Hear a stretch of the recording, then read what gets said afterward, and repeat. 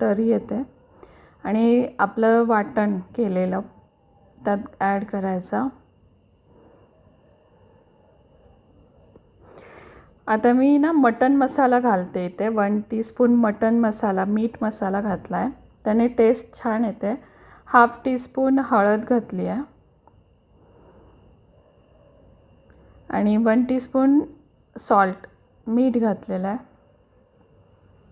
आता हे चांगलं मिक्स करायचं. चांगलं तेल सुटेपर्यंत आपण ते तेलात परतणार आहोत. आता याच्यामध्ये कसुरी मेथी घालायची. कसुरी मेथी घातल्याने टेस्ट छान येते. आता यात मी शिजवलेले चणे घालते, आपले छोले घालते. ते देखील मस्त उकळी येईपर्यंत मी शिजवणार आहे.